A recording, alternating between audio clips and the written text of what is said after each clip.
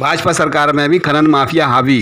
प्रधानमंत्री नरेंद्र मोदी द्वारा रामगंगा को स्वच्छ व साफ करने के उद्देश्य से अभियान चलाया था कि रामगंगा को जल्द से जल्द साफ व स्वच्छ किया जाएगा, लेकिन मुरादाबाद की रामगंगा तो बदल पड़ी है, जिसका फायदा मुरादाबाद के खनन माफिया करते हुए नजर आ रहे हैं। जगह जगह रामगंगा से रेता निकालकर उसका खनन करते हैं और अधिकारी चुप रहते हैं। साथ ही उत्तर प्रदेश सरकार ने भी जोरों शोरों से कहा था कि गंगा को बचाना हमारा परम धर्म है, लेकिन ऐसा सत्य अभी तक साबित नहीं हुआ, क्योंकि मुरादाबाद के सत्ताधारी नेता ही खनन का काम कर रहे हैं और मुरादाबाद की रामगंगा का सीना चीरकर उसमें से रेता निकाल रहे हैं और उसे खनन करने का काम कर रहे हैं। आपको बता दें कि मुरादाबाद में नहीं थम रहा अवैध खनन का काम। लगातार मुरादाबाद की रामगंगा से गंगा मैया का सीना चीरकर रेता निकाला और डंपर भरकर रेत का खनन हो रहा है। और देखने वाली बात यह है कि पुलिस खड़ी हुई तमाशबीन बनी रहती है, उनके सामने से ही खनन माफिया डंपर भरकर ट्रैली व ट्रैक्टर के माध्यम से रेत का अवैध खनन करते रहते हैं। वहाँ पुलिस वाले कुछ भी नहीं करते।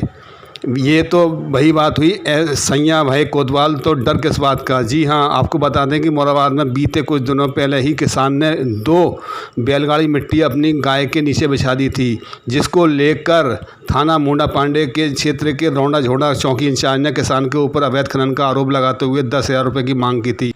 किसान ने किसी तरह 3,000 रुपये लेकर रौंडा झोड़ा चौकी इंचार्ज को दिए थे, लेकिन अब तक उस किसान को न्याय नहीं मिला। अब देखना ये होगा कि मुरादाबाद पुलिस इस मामले में क्या करती है। यहाँ पर तो पूरी रामगंगा ही गायब कर दी, लेकिन अधिकारी खामोश क्यों बैठे हैं, क्यों चुप्पी साधे हुए हैं। मुरादाबाद से परवेज अंसारी की रिपोर्ट।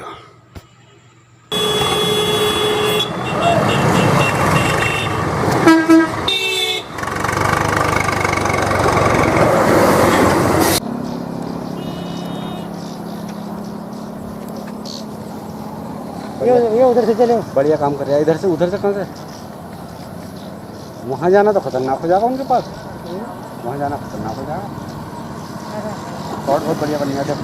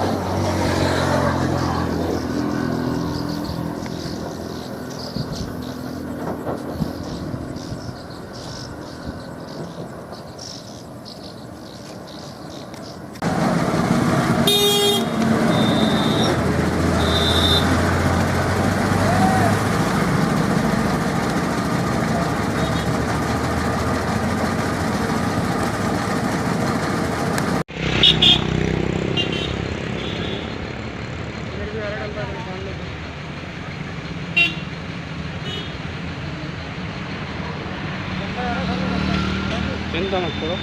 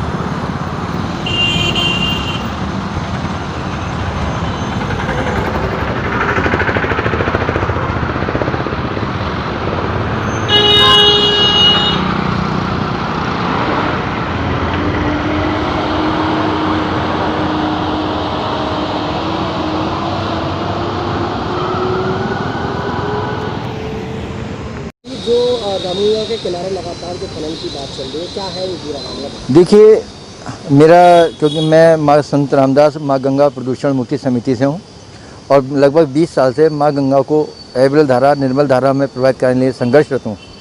तो ये जो रामगंगा के अंदर खनन हो रहा है, इसको लेकर के हम लोग परेशान हैं और हमने कई दफ़ा प्रशासन को भी हम कह चुके हैं कि खनन को रोका जाए, लेकिन खनन नहीं रोका जा रहा।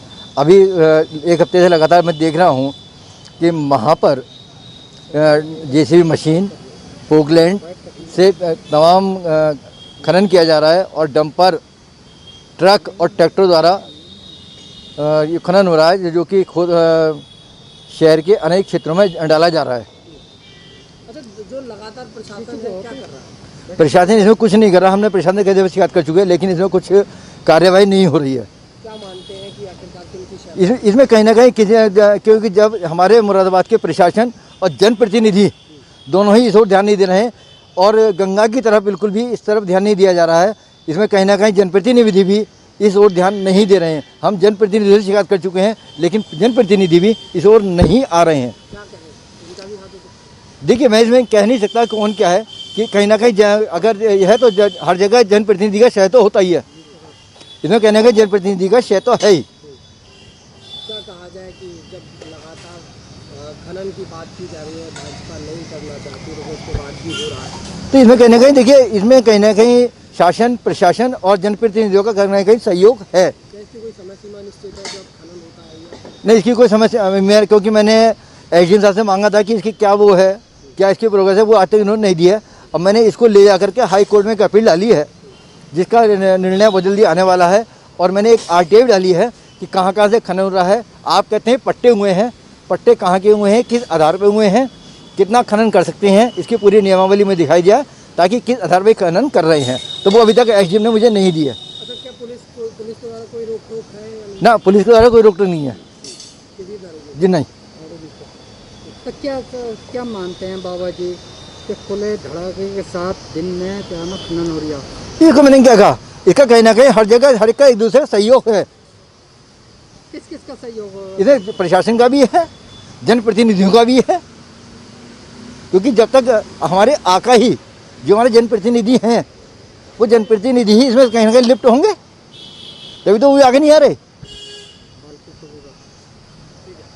तो क्या मानते हैं, क्या में कितनी जेबीसी मशीनें चल रही हैं धड़ाके की? इसमें करे वो 2-3 जेसीबी मशीन चल रही हैं, 2-3 पोकलैंड चल रही हैं और कई ट्रक और कई डंपर और ट्रैक्टर से चल रहे हैं चल रहा है। जी।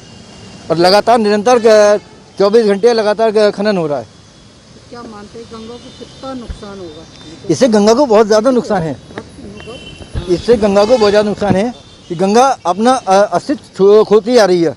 ये सब इन्हीं की वजह से है। तो गंगा को कितना नुकसान हो रहा है? गंगा के साथ साथ जो वहाँ के खेती किसान हैं, उनको भी नुकसान हो रहा है। किस हिसाब से खनन का हो रहा है, कुछ दवा के जेबीसी मशीनें चल रही हैं, हाँ उस हिसाब से पुल भी है आगे, हाँ जी पुल को कितना जबरदस्त नुकसान होगा? जी। देखिए, जहाँ खनन होगा तो कहीं ना कहीं हर चीज़ को इफेक्ट तो इसका हर चीज़ में पड़ेगा। पर्यावरण भी पड़ रहा है। एक तरफ एनजीटी कहती है पर्यावरण के लिए सजग है, दूसरी तरफ हमारा प्रशासन हमारा शासन इस ओर सजग नहीं है। तो ये कहीं ना कहीं पर्यावरण में भी फर्क पड़ रहा है, जो पानी का लेवल में भी फर्क पड़ रहा है। जो पानी की आज समस्या है वो आने वाले में और विकट हो जाएगी। इसलिए हमें जागरूक होना है, इस चीज़ को रोकना ज़रूरी है। तो आपने कुछ इस तरह की वीडियो भी बना रखी है? हाँ, मैंने वीडियो बना रखी है, मेरी खबर भी चली है और यहाँ तक कि मेरा ये सारे हाई कोर्ट तक लेके जो भेज चुका हूँ, हाई कोर्ट में इसके PIL डाल चुका हूँ। तो भी इसका समाधान नहीं? अब देखिए, PIL से क्या इंटरव्यू आता है, वो जो आएगा हाई कोर्ट से वो देखा जाएगा।